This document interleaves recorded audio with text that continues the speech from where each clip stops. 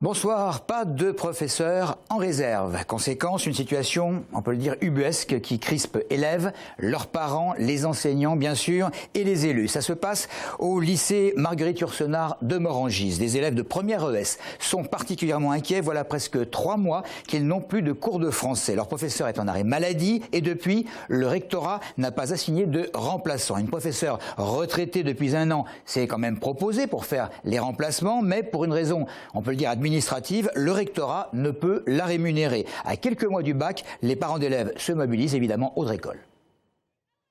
Les élèves à la sortie des cours parlent tous de cela. Voilà 3 mois qu'une professeure de français est absente et aucun remplacement n'a été assuré à ce jour.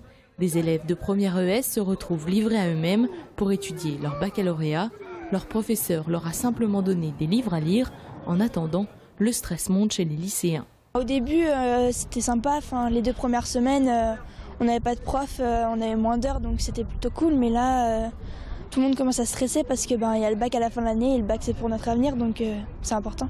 Une ancienne professeure du lycée à la retraite depuis 1 an s'est proposée pour faire les remplacements, mais le rectorat ne pourrait la recruter comme vacataire puisqu'elle effectue déjà des heures ailleurs. Elle ne peut dépasser 200 heures par an. Alors les parents se cotisent pour la payer eux-mêmes, mais sans appui de l'académie, c'est compliqué. On est un peu révoltés, on a l'impression vraiment d'être les oubliés. Là. Le lycée Yourcenar est un peu mis de côté, on a l'impression qu'on ne nous écoute pas. Et c'est vrai que là, on aimerait que le recteur réagisse très rapidement dans la journée, si possible, ou d'ici la fin de la semaine, parce que je pense que les enfants en ont plus qu'assez, sont très inquiets. Ce n'est pas la première prof qu'il manque dans ce lycée, des secondes sans espagnol, des terminales sans histoire-géographie ni économie. Les parents sont à bout, les élèves demandent des cours. Jeudi matin se prépare un blocus du lycée. Le rectorat, silencieux pour le moment, les entendra peut-être. 24 heures après le report par le gouvernement du texte sur la famille, les socialistes à l'Assemblée nationale font grise mine. Pas question de PMA, procréation médicalement assistée, mais les députés PS vont déposer des propositions sur d'autres points qui auraient dû être abordés dans le texte, comme l'adoption ou le statut des beaux-parents. Cela dit, cette reculade du gouvernement ne passe pas très bien auprès des citoyens. La plupart des Essonniens interrogés ce matin sur le fait qu'elle ait pu ou pas être fondée se sont montrés déçus. Ils ont laissé les gens manifester dans la rue et pour une fois de plus, ils donnent l'impression que la France est gérée dans la rue. Je pense qu'il ne tient pas ses promesses déjà économiquement parlant, donc forcément, il ne faut pas l'attendre sur le reste. Sous la pression, peut-être qu'ils vont reculer. Ça dénote une certaine impréparation. Trop de lois tuent la loi et que les lois sont extrêmement maladroites. À mon avis, ils vont tout arrêter. Là. Moi, je trouve que c'est une perte de crédibilité. Il faut qu'ils aillent jusqu'au bout de leurs réformes et puis c'est tout. On est très inquiets à ce sujet-là. Ils établissent des lois, ils reviennent sur leur position. C'est l'instabilité totale du gouvernement Hollande. C'est une mafia organisée. Alors voilà, ils peuvent faire ce qu'ils veulent maintenant. Je n'irai même plus voter pour ces gens-là. Pour moi, ça pouvait aller que dans le bon sens. Et puis l'évolution, c'est ça, quoi. Interviewé sur BFM TV ce matin, Julien Drey, interrogé sur les manifestations anti-Hollande, est revenu non pas sur la manif de dimanche dernier, mais sur la précédente, celle de 8 jours auparavant. Et le conseiller régional socialiste de l'Essonne fait part de sa vive préoccupation. La barbarie, c'est quand des gens se mettent à crier « Juifs, juifs, juifs ». La barbarie, c'est quand ces centaines de manifestants avaient dans l'idée, ce qui n'a pas été révélé par la presse, d'aller le soir rue des Rosiers. Et c'est d'ailleurs pour ça qu'ils sont arrêtés, place Vauban.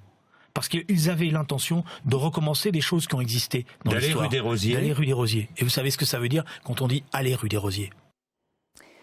À quelques semaines des élections municipales, difficile d'y voir un peu clair dans le jeu du Parti socialiste à Grigny. D'un côté, une élue qui souhaite s'allier avec les communistes en place. De l'autre, un dissident qui s'investit, mais avec le soutien du député Malek Bouti. Et pour couronner le tout, des instances nationales et départementales qui ne veulent pas trancher. Le combat s'annonce rude dans une commune où le taux d'abstention est élevé. Ces divisions ne peuvent qu'affaiblir la gauche. Maxime Lemaine. Sa campagne pour les municipales a officiellement démarré hier. Sidi Ben Diab se présente à Grigny sous l'étiquette PS avec un soutien de poids, Malek Bouti, le député local. Seulement voilà, ce jeune fonctionnaire n'est pas le seul du parti à la rose à se lancer dans la course. Aux côtés du maire communiste sortant Philippe Rio, on retrouve une autre socialiste, Fatima Ogbi, aujourd'hui 2e adjointe à la mairie. Une situation qui devrait perdurer jusqu'au scrutin, étant donné qu'aucune des instances du PS ne semble vouloir trancher. L'étiquette, voyez-vous, comme on est dans une ville de plus de 20 000 habitants, effectivement, c'est aux instances d'arbitrer. Moi, je n'ai pas de commentaires à donner par rapport à ça. Je pense que les électeurs feront le choix entre qui est le socialiste. Voilà, je ne pense pas que ça soit à un parti de décider qui est le socialiste.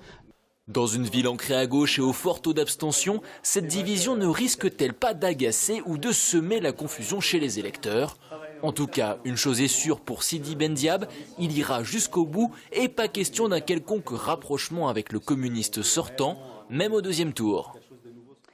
Suffisamment rare pour qu'on le mentionne, à Vissou, le maire socialiste qui se représente en mars prochain a décidé de ne pas se faire soutenir dans sa campagne par son parti, ni par un autre d'ailleurs. Régis Roy-Chevalier révélera ce soir ses 5 engagements dans une ville qui compte désormais 6 candidats. Ce soir, à Viry également, si les instances nationales et départementales seront présentes pour soutenir l'ancienne députée Françoise Briand, donc l'UMP, les cadres locaux du parti ont l'intention de ne pas se montrer. Le dépôt de plainte de la famille d'un jeune détenu en état de mort cérébrale depuis 48 heures. Plusieurs centaines de personnes s'étaient massées dimanche devant la maison d'arrêt de Fleury-Mérogis, des Essonniens, mais également des habitants de Seine-et-Marne, réclamant la vérité sur l'état de santé de ce jeune homme de 21 ans qui était en détention provisoire. Des manifestants refusant l'hypothèse selon laquelle il aurait voulu se suicider. Une délégation a été reçue par les autorités pénitentiaires. Une plainte a donc été déposée pour non-assistance à personne en danger. Et puis la démission de Philippe Houdy, c'est le président de l'université d'Evry et en personne qui l'a annoncé. Ce spécialiste des nanosciences avait été élu en décembre 2011. Il y a quelque temps, il avait renvoyé la responsabilité d'un déficit de l'université aux anciens dirigeants, une université qualifiée de hors-le-loi. Il l'avait regretté en tout cas avec ces mots, en révélant avoir alerté bon nombre de personnalités politiques du département sur la question. Voilà, c'est tout pour l'info. Merci de nous avoir suivis.